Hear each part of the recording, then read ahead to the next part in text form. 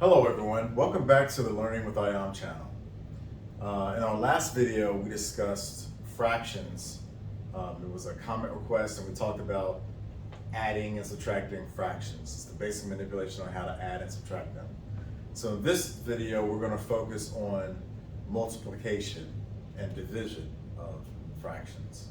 So first let's talk about what was done in review with addition, which ties directly in with multiplication. So let's get started.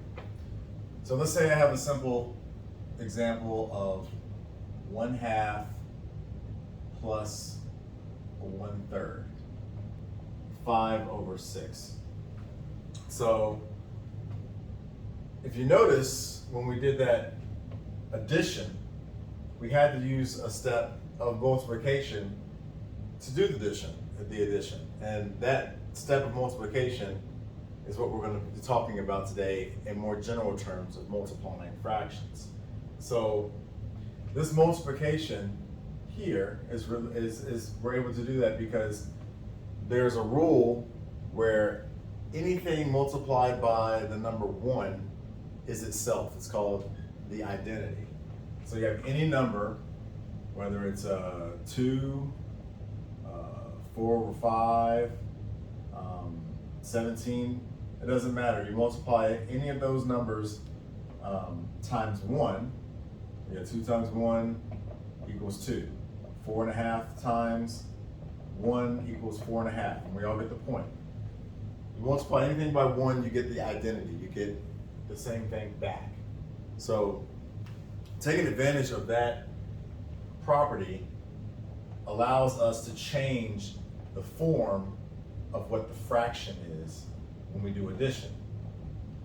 So in multiplication, if you follow that same rule where we do, let's say 1/2 times 1/3, instead of addition, we use multiplication. It's the same rule where we multiply the numerator and the denominator here. In this case, we're going to multiply the numerators, which would be 1 times 1, and the bottom we're going to multiply the denominators, which is 2 times 3, and then that would equal 1/6. So that's how multiplication works. It's just you're multiplying, you're looking at the numerator and the denominators, and you're combining them together through multiplication. So it's a lot more simple than the rules for addition, because as we talked about earlier, the rules for fractions have to be different than whole numbers, because fractions are ratios of whole numbers. Because it doesn't make sense to, like, you can't take something that's 1/2 and add it 1/3 of the time. That doesn't make any sense from what we're used to saying from whole numbers.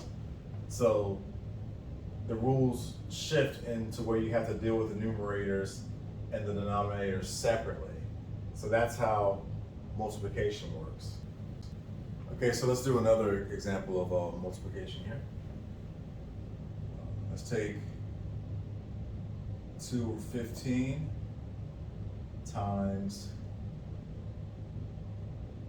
5/6. So again, like we discussed, we want to look at the numerators and the denominators and see if we have anything that are multiples of themselves, or that go into each other, so that we can cancel them out. And this works nicely because, again, division and multiplication are inverse operations, meaning they're the opposite of each other. So we can start crossing things out nicely. So here, what we can see is 15 and 5 actually go into each other nicely, and 2 and 6 actually go into each other nicely. So one way to do this so that we can see that is we do 2, and we break 15 into 5 times 3, because that gives us a 5 that matches with the 5 on top there. And now we also know that 6 can be broken into 2 times 3, so that gives us a 2 that matches with the 2 on the top of the numerator. And so since we know that now, we can reduce this by marking the 2's out and marking these 5's out. And then what we're left with is, I'll write it down here, we're left with 1, because the 2's been slashed out, divided by 3 times 1, because the 5 has been slashed out, divided by 3. So you end up getting 1/3 times 1/3, which equals 1/9, because 1 times 1 is 1 and 3 times 3 is 9. And so that was a lot nicer than if we went through these steps where we did 5 times 2, which would be 10, and then 15 times 6, which I believe gives us 90. So then we get 10 over 90, and that would be the same thing as having 1/9. So you get the same answer, but it's just easier, nicer, and less multiplication work after you do this crossing out method. So when you're multiplying, always look to see if you can start simplifying early on. That helps out tremendously when you're looking for the final answer. Now let's talk about what happens when you divide fractions. So let's say I have 1/2 divided by 1/3. So I like to write this in this form. So when I have 1/2 divided by 1/3, that's also the same as if you were to write it as 1/2, and you drew like a big line here over 1/3. Now remember, what we said was fractions are the inverse of multiplication. So whenever you have a fraction divided by another fraction, the one at the bottom, the one that is on the denominator, is flipped. You flip it and then you multiply it. So you can use the multiplication after you flip the order of the fraction, since they're inverse. So 1/2 divided by 1/3 is actually equal to 1/2 times 3/1, because we flipped this one. And 3/1, as we all know, is just 3. But the same rules apply. 3 times 1 is 3. 2 times 1 is 2. And so you get what's called an improper fraction, 3/2, as the answer. Now, I didn't go over improper fractions, but what improper fractions are is fractions generally, proper fractions go from 0 to 1. So if you spill over past 1, it's called an improper fraction, because 3/2 is bigger than 1, because we know 2/2 is 1. So 3/2 would be the same thing as having 1 plus 2/2, because 3 is 1 plus 2. And then you have 2/2 here, and you have a 1/2. So then this is the same thing as 1/2 plus 2/2. And 1/2 plus 2/2 is equal to 1 plus 1/2, which in shorthand notation is written as 1 and 1/2. So I can talk about that in a later video if you guys need to see that. But basically, whenever you have addition on the top and you're dividing it here, you can divide, everything is divided. That's how that works. So let's look at a little more examples for division.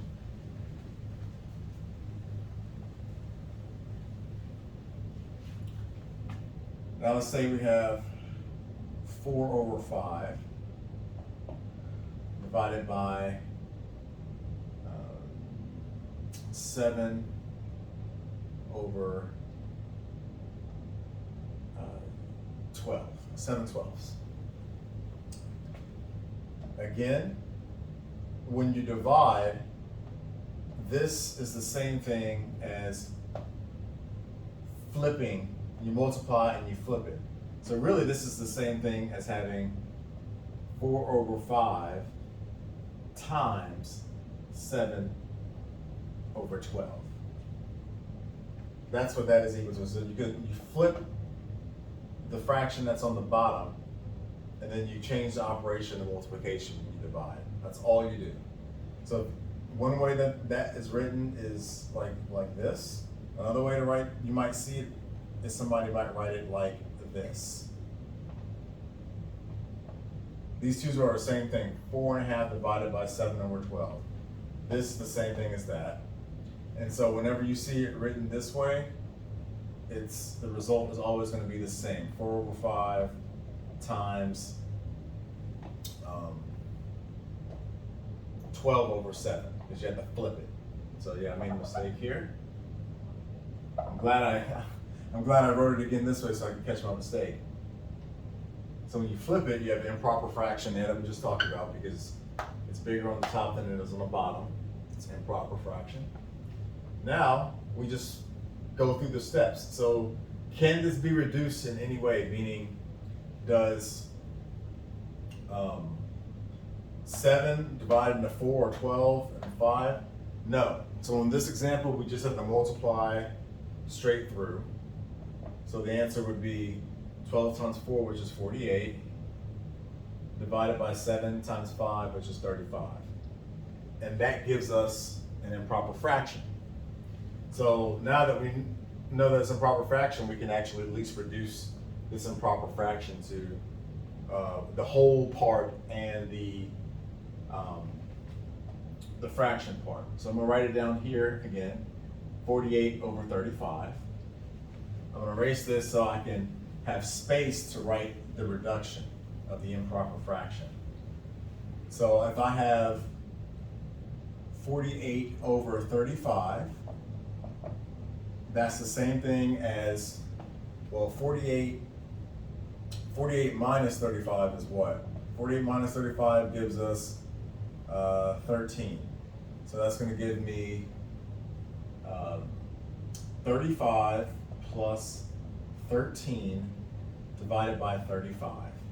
And the reason why I do that is because I want to see, okay, I got 35, I want to see how much over 35 I am, how improper am I? I'm 13 units improper, basically. So this now becomes 35 divided by 35 plus 13 divided by 35. And so what that gives us here is 1, because 35 divided by 35 is 1, plus 13 divided by 35. And so in the shorthand notation, people write that as 1 and 13 over 35. So that's the answer when you divide 4 over 5 divided by 7 over 12. Okay, so in summary, when you are doing multiplication, when you're looking at the numerator and the denominator, all you're doing is you're multiplying straight through. So like in this example, some arbitrary fraction a over b times some other fraction c over d is just equal to the multiplication of both numerators, so a times c, over the multiplication of the denominators, b times d. And that's really all it is. But as we discussed in some of the examples that I provided, you want to try to simplify them and look for things that you can cross out before you go through the multiplication, which makes it a lot easier. But this in general will work to get the correct answer, and you'll just have to simplify it in the end if you don't do it in the beginning, but you'll still have the right proportion. And for division, as we discussed, is the opposite of multiplication. So that means you just do, you flip and then you do multiplication. It can become multiplication. Just like addition and subtraction, you can do that as well. So with division, we have some a over b fraction divided by some c over d fraction. This is the same written this way. I just wrote them in two different ways because sometimes when you get problems, it might confuse you if you see it one way versus the other. But in either one of these ways, the way that you address the problem is the same. You just turn it into multiplication. And you do that by flipping the denominator, which would be C over D in this example. So you get A over B times D over C, and then the rules apply here. So you get A over B times D over C, so you get A times D now because it's flipped, and then B times C on the bottom. So again, now that's multiplication, the same rules of simplifying apply that we talked about earlier. So I hope this was useful, and I hope this helped address the question properly about multiplying and dividing fractions. We talked about addition in the earlier video, so if you're confused on that, you can go back and check that out. I think I'll do one more video on fractions to do more actual examples of problems for addition, multiplication, and division. This is just nothing but just problems so you can see it worked out, because that's a really good way of learning. Not only understand the concept of what it means and why you do it, but just going through the brute force of working out the problems. And I also will touch on the improper fractions when I'm doing that, because they'll come up in some of those example problems. So I hope you enjoyed this video, and I look forward to seeing you in the next one.